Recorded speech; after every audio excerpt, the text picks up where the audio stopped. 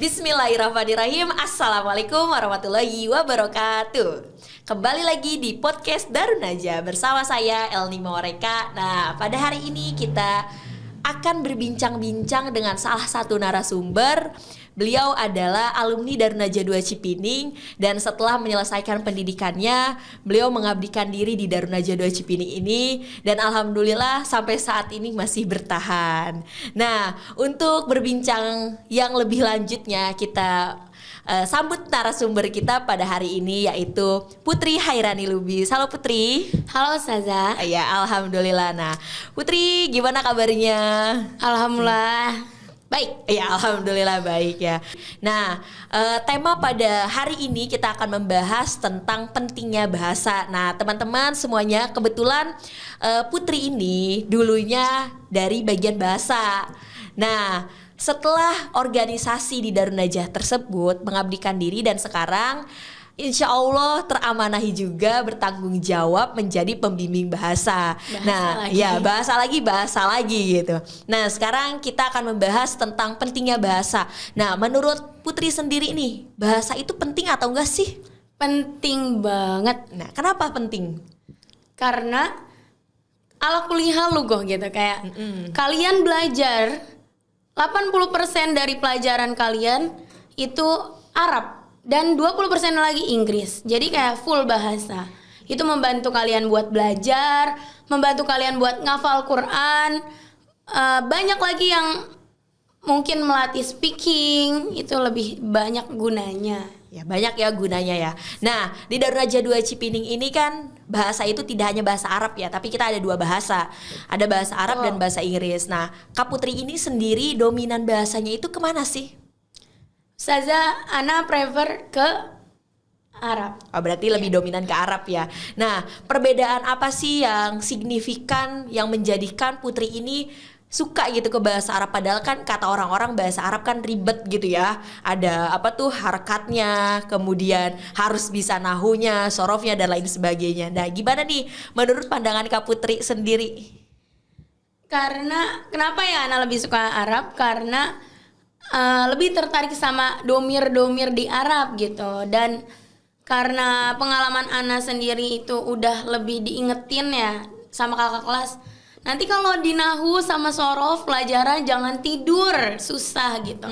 Jadi masih kelas 1 udah emang sesusah apa sih nahu sama sorof? Iya. Sampai kayak ada rasa pengen naklukin gitu. Jadi pas nemuin nahu sama sorof ternyata nggak sesusah yang kita kira.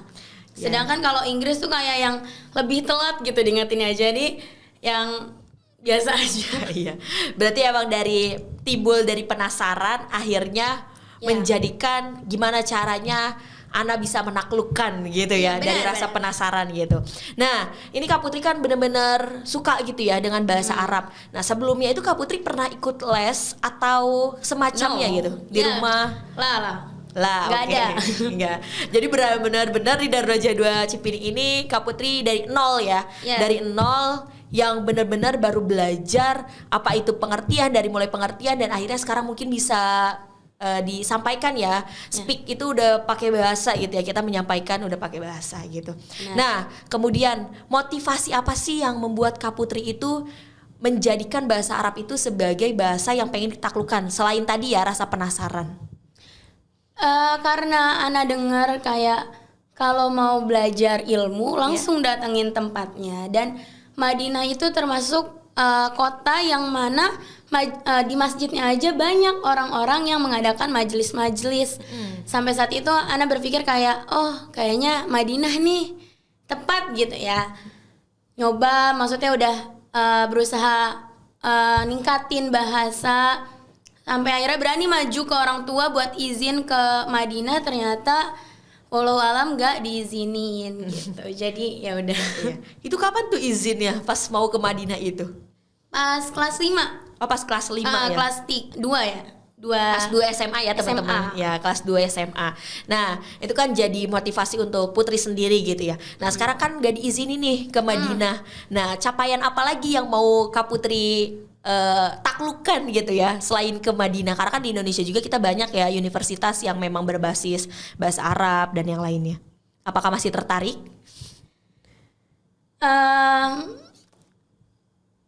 Setelah dipikir-pikir ya banyak pertimbangan, yang tadinya pengen ke Madinah untuk belajar banyak hal kayak agama juga di sana. Karena nggak dibolehin, jadinya ngambil opsi lain ke Indonesia kan. Ngambil opsi lain di Indonesia, nyarilah apa nih gitu ya yang kira-kira jangan bahasa lagi gitu. Yang mau nyari hal yang menaklukkan lagi gitu. Akhirnya dapet nih, pengen banget ke kedokteran, pengen banget, iya. Pengen banget di UIN. Sebenarnya bukan, ibu tuh minta buat yang deket aja kan di rumah. Kebetulan UIN deket UIN Jakarta deket sama rumah. Terus Kak di UIN aja. Ternyata sayangnya pas kemarin lihat ya kesana gitu berkunjung, ternyata UIN ini nggak menerima linjur, sedangkan kan kita dari IPS. Iya benar. Lintas gitu. lintas jurusan. Nggak apa-apa, mimpi masih banyak selain di kedokteran. Oke, yang selanjutnya. Tadi kan bahasa Arab itu bahasa yang alhamdulillah gitu ya sampai saat ini bisa dimengerti gitu. Nah, perbedaan bahasa Arab dan bahasa Inggris itu seperti apa sih? Perbedaan yang signifikan gitu. Mungkin ya kalau menurut Ana sendiri Arab itu ketika Ana udah paham nahu, oh dia tuh nyambung ke Arab. Belajar sorof juga nyambung ke Arab. Jadi benar-benar yang kayak dipelajarin dan langsung praktek gitu. Sedangkan kalau Inggris emang tensisnya anak kurang gitu. Jadi kurang dipelajarin. Apalagi kalau kita nyari di YouTube itu kan jarangnya ada yang sama gitu. Kan kalau Arab itu kayak fi'lul madi tuh udah jelas perbedaannya itu kayak gini. Kataba gitu. Fi'lul mudhari itu udah jelas yaktubu. Nah amarnya itu apa? Uktub gitu. Jadi kayak yang udah jelas nih. Kalau orang nanya kemanapun pasti jawabannya juga itu gitu.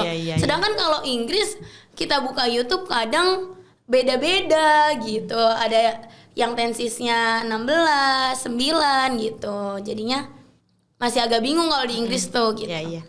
Kemudian ada niatan gak sih untuk belajar bahasa Inggris gitu? Kan bahasa Arab nih alhamdulillah nih udah mulai mengerti. Nah sekarang bahasa Inggris ada niatan gak nih untuk belajar untuk memperdalam? Pengen banget sih, pengen banget. Ada yang kayak gini loh gitu, yang mempermudah, mungkin lebih mudah mempermudah anak sendiri buat belajar daripada belajar dari YouTube gitu. Iya. Oke, dalam bahasa Arab itu tantangan apa sih yang paling susah untuk mempelajarinya? Karena kan banyak orang juga ya, teman-teman mungkin semuanya juga tahu bahasa Arab katanya susah gitu. Nah ini kita tanya Kak Putri sendiri, tantangan apa sih yang susah gitu di bahasa Arab gitu? Dan cara untuk menaklukkannya itu seperti apa gitu? Dulu paling susah itu menurut Ana adalah tasrif dari fi'lul mudhari. Karena dari awal katanya ada perubahan dan di akhirnya juga kadang ada perubahan. Kayak domir anti kan taktubina gitu ya. Sedangkan domir antanya taktubu. Jadi kadang ada perubahan di awal sama di akhir. Tapi seiring berjalannya waktu kayak nanya nih ke satu ustazah, kayak ustazah gimana sih domir yang benar buat fi'lul mudhari. Akhirnya dikasih tahu jumlah dengan domir-domirnya itu, akhirnya ana ngafalin dan belajar gitu. Oh iya. Jadi jangan pantang menyerah sih pertama itu ya. Semangat teman-teman ya, semuanya pasti bisa. Oke, nah Kak Putri kan sekarang nih alhamdulillah bahasanya sudah bisa gitu ya, kategorinya udah bisa gitu bahasa Arabnya. Nah ketika Kak Putri ini bisa bahasa Arab, hal apa sih yang pernah didapatkan atau benefitnya gitu ya, manfaatnya yang pernah Kak Putri dapatkan ketika mempelajari bahasa Arab gitu? Ya penting banget sih ini ya sebenarnya. Jadi kalian tuh kadang nih ustazah, kadang kalau Ana masuk kelas ngajar, anak-anak juga nanya, ustazah kok bisa pakai bahasa?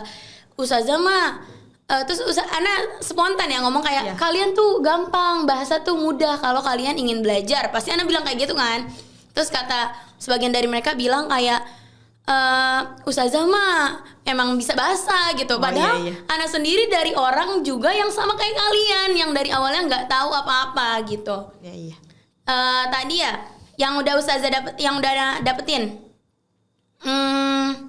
Pertama, mempermudah untuk belajar. Ya, karena bahasa Arab tadi itu ya 80%. Terus juga mempermudah ngafal Al-Qur'an. Itu mempermudah banget. Sebenarnya itu penuh sejarah. Ya, coba bisa diceritakan gimana sejarah tersebut gitu. Ketika anak kelas 4 ya, itu kan baru masuk tahfiz ya di sini di Darun Najah. Kelas 4 itu kelas 1 SMA, teman-teman. Ya, satu SMA anak baru masuk tahfiz. Dan kebetulan anak reguler gitu. Dan belum ada niatan kayak mau ngejar gitu ya. Jadinya kayak masih yang males-malesan, masih yang santai gitu. Dari kelas 4 sampai kelas 5 apalagi ditambah sibuk pengurusan rayon, sibuk kepanitiaan gitu. Jadinya makin kayak ya udahlah gitu. Iya. Nah, pas kelas 6 nih, pas turun jabatan dari bagian bahasa ya, turun jabatan udah mulai berpikir kan, udah mau lulus nih. Ketika itu Ana 4 bulan lagi Zah mau lulus. Sama itu 4 bulan udah sama liburan. Iya. 4 bulan mau lulus, Ana mikir, Ana bawa apa ya ke rumah, kata Ana gitu. Iya. Sedangkan kalau Ana ngejar Mumtaz tuh nggak pasti, kata Ana gitu kan. Karena kan emang bener-bener dipanggil dadakan kan di panggungnya itu. Jadi kayak Mumtaz tuh nggak pasti gitu. Nyari nih apa ya gitu. Oh ini kali ya ngehatamin Quran aja gitu. Akhirnya di situ Ana yang posisinya dari kelas 4 sampai 5 itu baru hafal 7 juz. Dengan tekad yang kuat. Iya, kuat, bener-bener niat ya. Ana mencoba nih, bisa nggak ya dalam 4 bulan itu udah sama liburan, berarti kepotong 3 bulan ya. Ngafal berarti berapa juz lagi tuh Zah?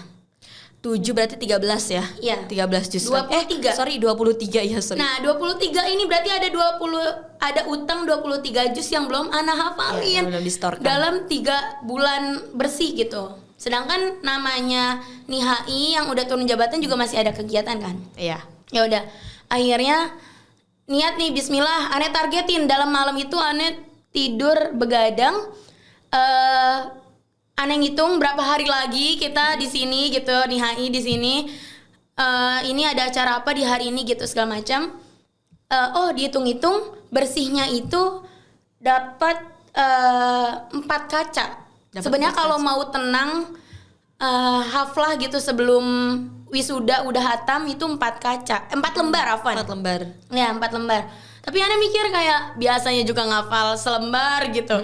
Ini mau 4 lembar sehari, kultur shock sebenarnya ya. Iya. Tapi kayak nggak ada yang mustahil nih, bisa gitu. Akhirnya Ana bisa. Terus teman Ana bilang, coba Pul ngafal pakai arti gitu. Akhirnya Ana yang tadinya kayak nggak tahu gitu ya, ngafal pakai arti ternyata lebih mudah banget.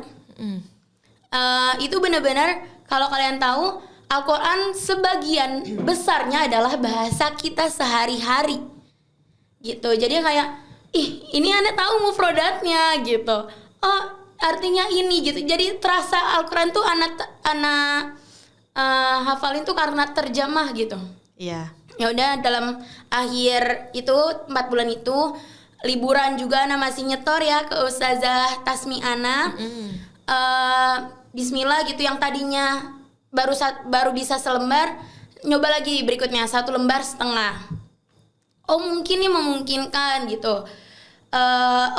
Ana kalau ngafal 4 lembar dalam sehari tuh tadinya Ana berpikir harus setoran 3 kali dalam sehari. Tapi karena qadarullah musamiah Ana yang nerima tasmi Ana itu sibuk, emang ada kesibukan gitu ya, jadinya mau nggak mau Ana nyoba terus, bisa nggak sih gitu ya. Sampai 4 lembar. Nah qadarullah ternyata bisa gitu, saking Ana niatnya. Jadi sebenarnya waktu pas Ana ngafal tuh Zah nggak yang kayak everything kayak Ana ngelupain duniawi gitu ya. Enggak, masih ada yang bercandanya. Tapi ketika Ana ingat, oh belum hafal nih buat setoran siang ini gitu. Jadi akhirnya dipakai buat ngafal.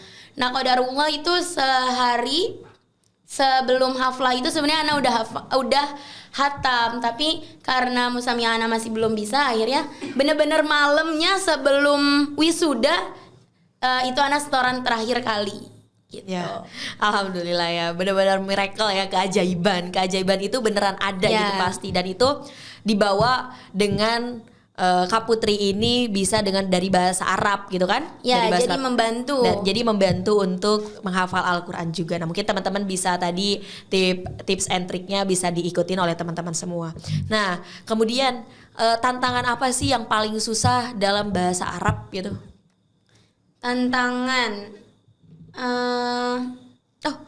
mungkin sebenarnya bukan, kalau tantangan dari diri sendiri kurang ya, tapi kalau tantangan dari orang lain tuh kadang agak susah. Kenapa? Karena ketika kita ngomong bahasa Arab kadang ada yang bilang udah ngomong bahasa Indonesia aja, itu sih lebih ke itu ya, orang-orang yang suka bilang kayak udah bahasa Indonesia aja, itu tuh kadang tanpa sadar menciutkan hati orang yang pengen berbahasa gitu. Karena terkadang lingkungan juga mempengaruhi ya, benar-benar sangat mempengaruhi itu lingkungan gitu. Nah, kemudian gimana caranya Kak Putri ini bisa apa istilahnya bisa menghadang teman-teman tersebut gitu yang mengganggu Kak Putri ini dalam berbahasa gitu, dalam proses bahasa gitu, dalam proses perjalanan untuk belajar bahasa. Kadang kalau buat nyegahnya sih kadang susah ya, kalau misalnya mau nyerantakin orang kayak pakai bahasanya gitu. Kalau ke teman kan susah gitu. Jadinya lebih ke diri sendiri aja, kayak yang mau nggak mau Ana harus pakai bahasa gitu. Walaupun orang nggak ngerti, ya Ana bakal translatein gitu, bakal nerjemahin itu, tapi Ana dahuluin pakai bahasa. Iya. Nah, di Darun Najah 2 Cipinang ini kan bahasa Arab maupun Inggris itu kan wajib. Nah, benar gak sih istilah kalau misal nih Ana nggak suka bahasa, tapi ada orang yang bilang harus dipaksa, nanti biasa, nanti terbiasa. Itu benar gak sih istilah itu? Benar, kalau menurut Ana. Ya, kenapa? Kok bisa mengatakan benar? Karena kadang orang itu berbeda-beda ya. Ada yang emang sukanya emang suka nunggu suka dulu. Ada orang yang kayak emang harus diteken gitu. Kadang karena bermacam-macam ini, kayaknya lebih baiknya diserentakin aja. Emang kalau ada disiplin bahasa, kayaknya lebih baik kayak gitu. Iya. Jadi benar-benar emang harus dipaksa dulu ya gitu. Karena kan banyak sekarang santri-santri kita itu yang takut akan bahasa gitu. Emang setakut apa sih dalam berbahasa gitu? Enggak menakutkan. Mungkin mereka lebih takut ditegur ya. Iya. Kadang tuh persepsi mereka salah, Zah. Mereka tuh lebih suka pakai bahasa hanya di depan pengurus atau pembimbingnya aja gitu. Jadinya ya udah, jadi sehari-hari mereka nggak pakai bahasa. Karena rasa takut mereka malah jadi beban. Padahal kalau itu dijadiin pelajaran, oh ya udah nih Ana pengen pakai bahasa guna juga, berfungsi juga buat pelajaran Ana gitu ya. Itu sih sebenarnya karena rasa takut mereka yang mungkin berlebihan, takut untuk mencoba, itu sebenarnya nggak boleh. Harus nyoba dulu pokoknya gitu. Sebenarnya segala sesuatu kan niat ya sebenarnya. Kalau niat kita untuk siapa itu pasti akan mempengaruhi, ya kan? Kayak bener. Tadi kalau kita emang niatnya untuk orang lain, ya kita berbahasa hanya di depan orang lain gitu. Kalau kita niat untuk diri sendiri, pasti kita ya dimanapun, everywhere, everyday gitu kan, pasti bahasa gitu kan. Nah, sekarang kan banyak kan anak-anak yang suka tidak berbahasa gitu. Nah, coba Kak Putri kasih tips supaya teman-teman semua ini sekalian yang nonton atau misalkan santri-santri kita yang nanti mungkin nonton, untuk tidak takut dalam berbahasa dan bisa mengaplikasikan bahasa itu ke dalam sehari-hari, kayak makanan sehari-hari aja gitu. Gimana tips and triknya? Kalau tips dari Ustazah ya, pertama tadi jangan takut. Jangan takut tuh dalam artian apa sih Ustazah, Kak gitu. Jangan takutnya dari hal mencoba, takut salah, itu nggak boleh. Nggak apa-apa, salah dulu langkah pertamanya. Nanti pasti ada yang ngebenerin gitu. Jangan takut buat ngerasa sendiri karena yang lainnya pakai bahasa Indonesia. Kalau kalian niat, kalian tekadnya udah bulat, pasti kalian bisa gitu. Terus yang kedua, dipakai, digunain, dipraktekkan gitu. Setelah kalian, kan ada kegiatan bahasa mufrodat kan, pembagian kosakata. Nah setelah dapat mufrodat baru itu harus dipakai. Kalian tahu nih misalnya AC, bahasa Arabnya apa? Atau kalian tahu nih bahasa Arabnya jidar, bahasa Arabnya dinding gitu ya, jidarun. Oh hazihi jidarun. Misalnya kalian mau ngomong ini dinding yang ini dinding berwarna kuning, tapi kalian nggak tahu kuning, ya udah coba dulu aja ngomong haza jidarun kuning gitu. Nggak apa-apa, nanti kalian selebihnya kuningnya nanya ke kakak kelas 5, kakak kelas 6, itu nggak apa-apa, nggak masalah gitu. Terus ketiga, cobalah untuk mencintai bahasa sendiri. Bahasa ini ya, Arab sama Inggris. Karena kalau kalian udah cinta, udah penasaran, udah mau nyoba, pasti tekadnya lebih besar lagi gitu. Apa ya? Udah sih itu aja. Jadi 3 hal itu dilakuin, dipraktekin. Kalau kalian gak pernah praktek itu susah karena seiring berjalannya waktu akan mudah lupa gitu. Semangat terus pokoknya buat kalian yang lagi belajar bahasa. Ya, alhamdulillah ya, tadi kita semuanya udah tahu tips and triknya supaya tidak takut atau berani untuk berbahasa gitu. Nah, can if you think you can. Kamu bisa jika kamu berpikir kalau kamu itu bisa. Nah, ini salah satu motivasi kita semua ya untuk lebih semangat dalam berbahasa, terutama mungkin bahasa Al-Qur'an. Nah, alhamdulillah Kak Putri juga menghatamkan Al-Qur'an itu melalui beliau belajar dari bahasa Arab. Nah, teman-teman semuanya kita harus semangat untuk berbahasa. Mungkin selanjutnya kita akan lanjut di episode selanjutnya. Pada hari ini kita cukupkan. Terima kasih. Wassalamualaikum warahmatullahi wabarakatuh. See you next time.